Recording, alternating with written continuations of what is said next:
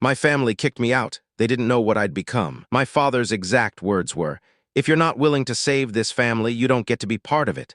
That was 11 years ago. Last Tuesday, that same man sat in the lobby of my company for 4 hours without an appointment, just so he could ask me for money. I'm going to tell you the whole thing because for years I only told the short version, my family and I don't speak. And honestly, that version made me look like the bad guy. I'd like to fix that. I need to get this off my chest anyway, so bear with me if it runs long. I'm 31 now. When this started, I was 20, a junior at a state school studying supply chain management, working 2 jobs to cover what my scholarship didn't. My younger brother, Derek, was 24, and Derek is a golden child in every sense of the phrase. Football star in high school, gonna be somebody energy his whole life, the kid my parents introduced first at every family gathering. I was the responsible one, the quiet one. The one who paid his own way and didn't ask for much, which I now understand was never actually appreciated. It was just expected. And expectation has a way of turning into entitlement if you let it sit long enough. Derek dropped out of college after 1 semester to start a landscaping business with 2 friends. It failed in 8 months. Then he tried flipping sneakers. Failed. Then a crypto mining setup. That was really just 3 GPUs in our parents' garage running up their electric bill. Every single time, my parents bailed him out. Every single time, they called it investing in his future. When I asked why nobody had ever invested in my textbooks, my mother told me I was different. I didn't need the help. I took that as a compliment for way too many years before I understood what it actually meant. I was the safety net, not the sun. By the time I was 20, Derek owed almost $40,000 to a mix of credit cards, a friend who turned out to be a low-level loan shark, and an unpaid lease he'd broken on an apartment he never should have signed for. My parents had already remortgaged their house once for him. They didn't have it this time, so they came to me. Not, "Can you help a little?" Not, "Can you help us figure this out together?" My father sat me down at the kitchen table. I still remember there was a casserole dish soaking in the sink behind him, and told me I was going to take out a loan against my future income. Co-sign with him and give the money to Derek to get him straight before the loan shark situation became, in my father's words, a real problem. I said no. I said no because I had $6,000 saved from 2 years of double shifts that I was going to use for my final year of tuition. I said no because I'd watched this exact scene play out 4 times already, and it had never once fixed anything.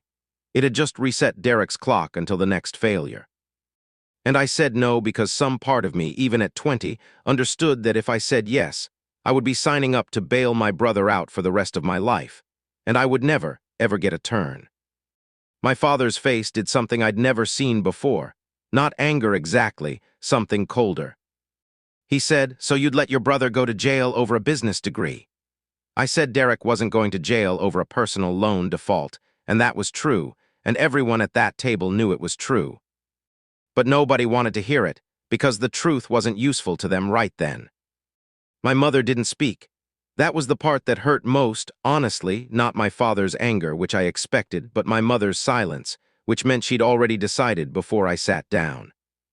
2 days later, my father told me I had until Friday to reconsider my priorities, or I could find somewhere else to live, because a house was for family, and family helped each other.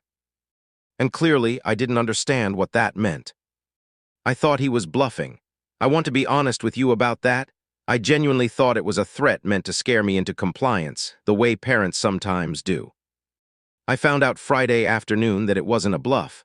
My key didn't work. My stuff was in 3 garbage bags on the porch. My mother wasn't even home, I think on purpose, so she wouldn't have to watch. I want to pause here and say, I'm not telling you this to make my family sound like monsters in some cartoonish way. My father genuinely believed, and I think still believes, that what he did was an act of tough love disguised as fairness. Force the responsible kid to save the family. Because the responsible kid was the only one who could. What he never once considered was that being capable isn't the same as being obligated, and that family apparently only meant something when I was the one being asked to give. I spent that first night in my car in a Walmart parking lot. I remember it was raining, and I remember doing the math over and over in my head. $6,000, one semester of rent if I was careful, zero family to fall back on, and deciding, somewhere around 2 a.m., that I was done being anyone's safety net. If nobody was going to catch me, fine, I'd learn to fall in a way that didn't hurt. I'm not going to pretend the next 2 years were some inspirational montage. They weren't. I dropped to part-time school, picked up a third job doing weekend inventory audits for a regional distribution company, and slept on a friend's couch for 4 months until I could afford a studio apartment above a laundromat that smelled like fabric softener 24 hours a day. I ate a lot of instant noodles. I missed 2 family Christmases and wasn't invited to a third. Derek texted me exactly once that whole first year, not to check on me, but to ask if I'd cooled down about the loan. Here's the part that actually changed everything, though, and it wasn't dramatic. It was boring. The inventory audit job put me inside a dozen different small distribution warehouses, and I started noticing the same problem everywhere. Nobody had a decent, affordable system for small businesses to track inventory in real time, without paying for the bloated enterprise software built for companies 50 times their size. I was 22, I didn't know anything about building software, but I knew the problem cold, because I'd been living inside it for a year. I partnered with a guy from one of my old classes who actually could code. We built an ugly first version in 6 months working nights.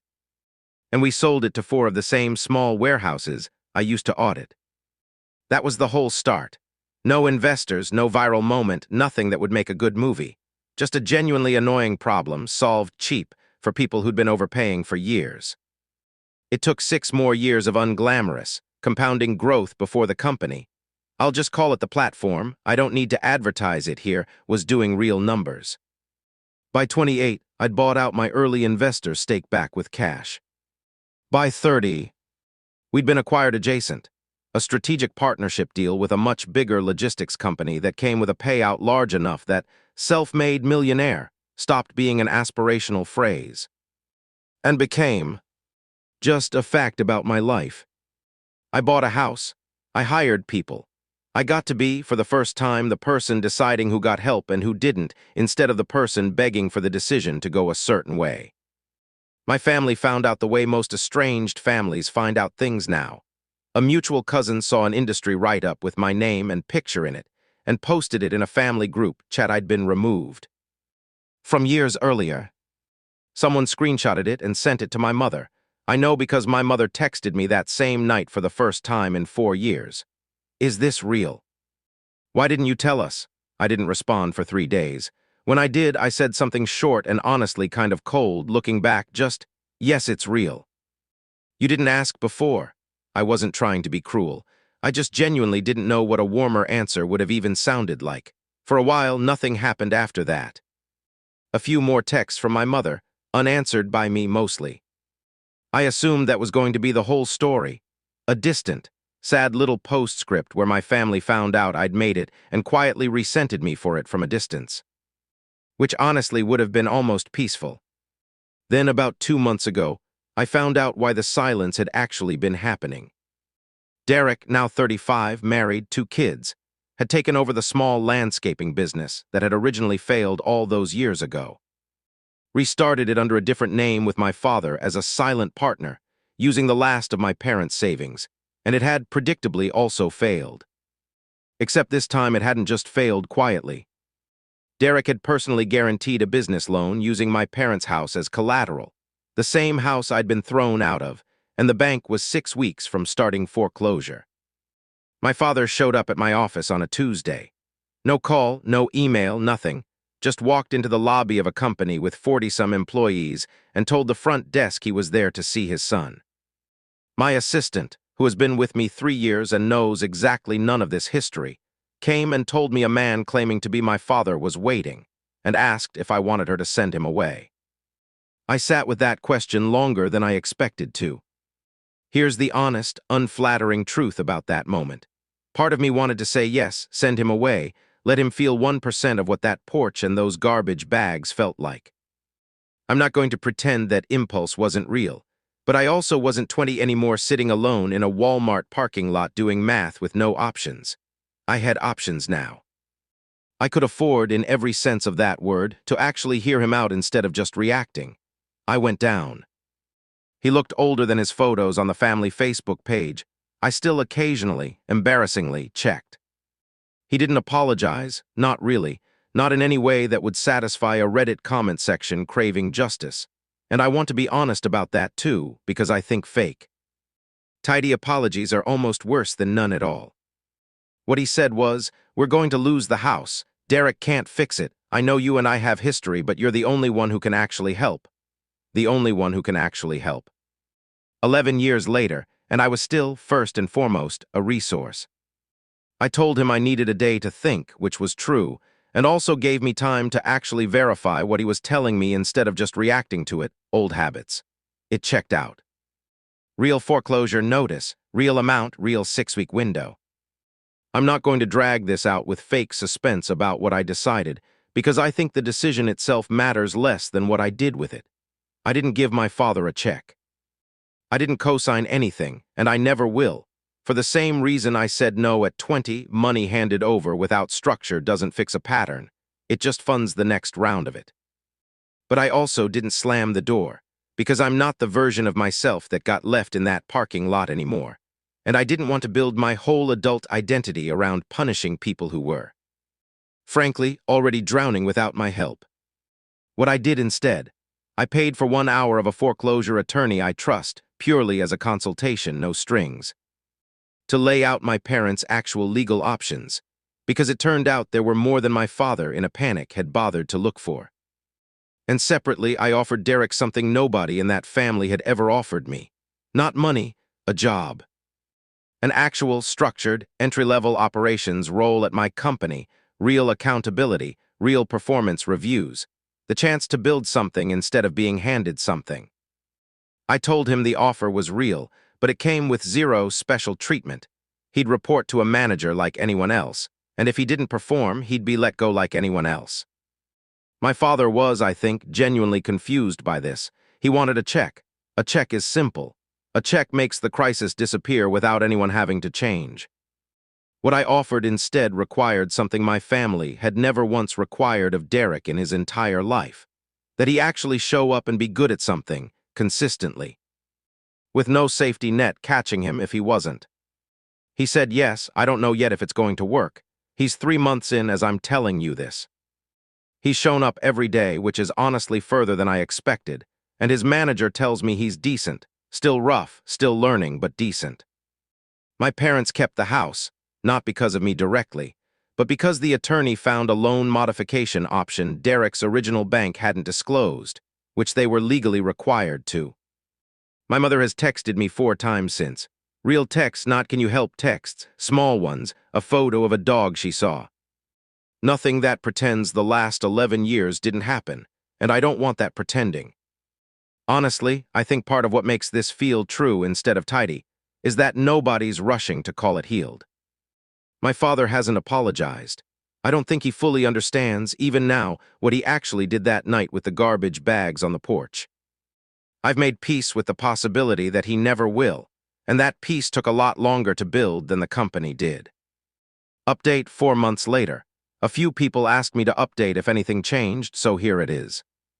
Derek got a small promotion, nothing dramatic, just moved off the most entry-level tasks into something with a little more responsibility.